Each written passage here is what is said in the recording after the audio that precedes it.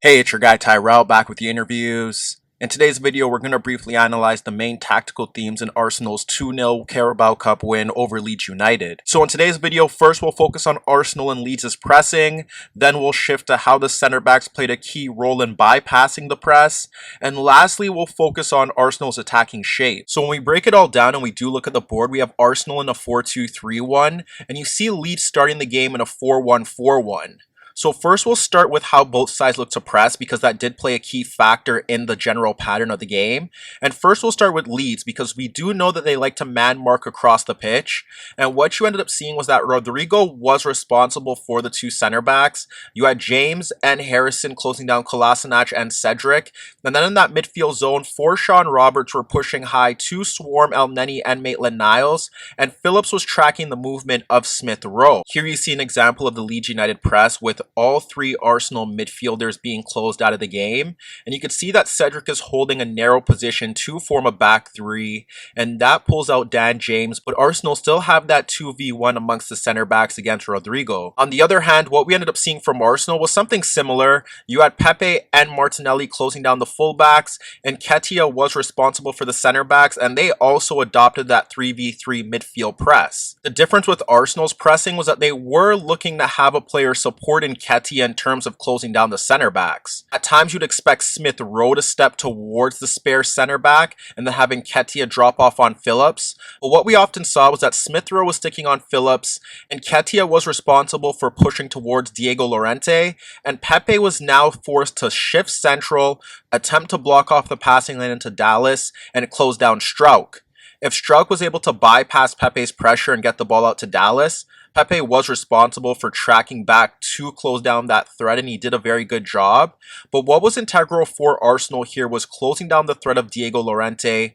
who did offer a threat with his passing. Arsenal didn't want Diego Llorente to step forward freely as he's capable of bypassing that midfield press to find James or Harrison shifting laterally into pockets of space, or Rodrigo dropping off the center backs to create overloads. So that was why it was important for Nketiah to shift across to close him down tightly. And as you can see on several occasions, when Nketiah or Smith Rowe didn't close down the center back, he was able to impact the game from that position. In the opening minutes of the game, you could see Nketiah stepping late to close down Diego Llorente, and he's able to play the pass into a midfielder who is dropping off to pull out Maitland-Niles. And when that pass is played, he ends up bypassing the midfielder and playing it into Rodrigo, who drops off into the midfield zone to drag out Elneny, and that's where you see White covering for Elneny, but Rodrigo ends up dropping off the ball into the path of Forshaw as Maitland-Niles doesn't step forward, and now that ends up seeing Maitland-Niles picking up Rodrigo, Smith Rowe and Elneny stepping towards Forshaw, and he ends up clipping the ball into the path of Roberts, who helps advance Leeds' attack. Later on in the half, it's Nketiah again not stepping to the Leeds center back, and he locates Harrison shifting laterally into space between the lines in between Elneny and Maitland-Niles, and he bypasses Nketiah and plays the ball into the path of Harrison as Maitland-Niles is unable to complete a sliding tackle. And now Harrison's able to receive the ball in that zone, and he locates Rodrigo in between the two center backs, and that's where he slides the ball into the holding Kolasinac gap to find Rodrigo's run into right half space. And when that pass is played, you're expecting Rodrigo to be in a 1v1 with Leno, but what ends up happening is that pass is slightly overhit, and it allows Leno to come off his line to sweep up danger. Here you can see another Arsenal pressing breakdown as Nketiah doesn't step out to Diego Llorente in time, and you can see that Elneny, Maitland-Niles, and Smith Rowe have blocked off the passing options. But the threat in allowing this center back time on the ball is that he's able to play a long ball over the top for the run of Dan James in between Cedric and White. And while James does a very good job of bringing down the ball with his first touch, he's unable to set himself up to fire a free effort on goal, and it allows Leno to come off his line to make a vital save. So where Arsenal were responsible for ensuring that Diego Llorente didn't have time on the ball to play forward passes, Leeds United didn't have any answer for the Arsenal center backs in terms of helping out Rodrigo. Rodrigo was in a 1v2 situation against Holding and White, and on several occasions in that opening half, you witness Holding or White having the freedom to push forward with the ball and help Arsenal bypass that press to play passes in towards the forward line because Roberts, Forshaw, and Phillips were focused on closing down the Arsenal midfield trio. Here you see Holding carrying the ball into the Leeds United half as Rodrigo can't shift across to apply pressure, and he carries it all the way into the final third, and that's where you see Martinelli dragging the right back into a central position, and Nketiah spinning in towards the half space to receive the ball to pull out Diego Llorente, and that places him in a position where he should be posing a threat in the final third. But when he attempts to break into that half space, Diego Llorente does a very good job of holding him up. Here you see another example of Holding carrying the ball from his own half as Rodrigo is caught out of position, and you can see both Roberts and Forshaw near Elneny and Maitland-Niles. And as he carries the ball beyond Forshaw into the Leeds United half, he ends up sliding it across Harrison and the right back to place Martinelli in a 1v1. However, in that situation, Martinelli once again is placed in that 1v1, but you could see 3 Leeds United players prepared to shift across to provide cover. There were times where you had the shuttlers stepping out to close down Holding or White on the ball,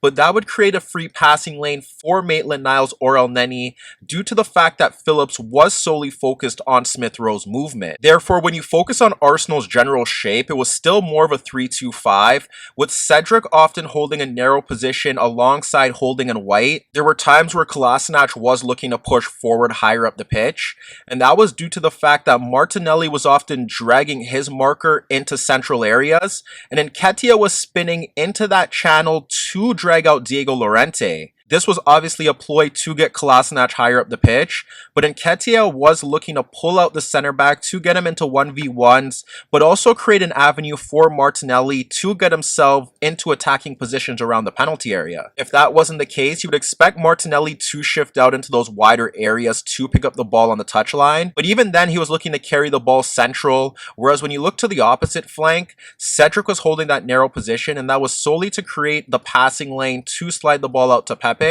However, while Pepe struggled to impact the game in 1v1 situations, when Cedric was making overlapping or underlapping runs into the final third, he did place the right back into good positions, but his deliveries from those zones were unsuccessful. Smith Rowe was also looking to make overlapping runs to create shooting lanes for Pepe, and there was even one example in particular where Martinelli made an underlapping run, but even in that position, Pepe looked to cut across his marker, but his shot was blocked. Therefore, when you question how Arsenal were able to create high quality chances in this game, when you look at that 3-2-5, the key players here were Nketiah and Maitland-Niles. As you could see, Pepe was hugging the touchline, Martinelli was dragging out his right back into central areas, Kolasinac was looking to push forward, but Harrison often did a very good job of tracking his runs. But when you look at Nketiah, whenever he dropped off deeper to pull out Struijk or Diego Llorente, his ability to link play with the midfielders was integral, and also his ability to spin across those challenges to bypass the center back pressure was a key caveat to his impact in the game. The other key component here was that Maitland-Niles was looking to make forward runs off Forshaw or Roberts to get himself into attacking positions. So along with Nketiah dragging out markers and running in beyond him, and Maitland-Niles looking to make those forward runs, the only real issue that Arsenal had was that when they were able to construct these attacking moves, they often lacked that execution in the final third to punish the Leeds United backline. Here you can see Cedric winning the loose ball in the midfield zone, and he's looking to play it into Nketiah, checking into the ball as Phillips is slightly behind him. When that pass is played, Nketiah does welcome the pressure from Phillips, and here he could slide the ball into Maitland-Niles or Elneny, who are closed down by their markers, and he also has Cedric to lay the ball off to. However, Nketiah's first touch is a bit heavy, and it forces him to drag out a midfielder, and he ends up dropping off the ball into the path of Maitland-Niles to help Arsenal retain possession. As we watch that play further develop, now what we end up seeing is that Martinelli's dropping off his marker to check into the ball, and now Maitland-Niles has to split two Leeds midfielders to play the ball into the Brazilian. He does that successfully, and what you end up seeing is now Maitland-Niles is running off his marker, and Nketiah, who is in a deeper midfield position, is also looking to run off his midfield marker to break into the final third. Martinelli combines successfully with Maitland-Niles, and that pulls out his marker towards the ball. But as you can see, Nketiah continues his run beyond Phillips in towards the Leeds penalty area. And when Maitland-Niles slides the ball into left half space, Nketiah is able to get to it first. And although Cooper does make a sliding tackle, it does enough to force Nketiah to fire a tame effort at the keeper. Here you can see the Leeds press in full effect with their shuttlers closing down Elneny and Maitland-Niles. You have James stepping to Cedric, and Rodrigo leaving White to step towards Leno as Harrison's moving towards Holding.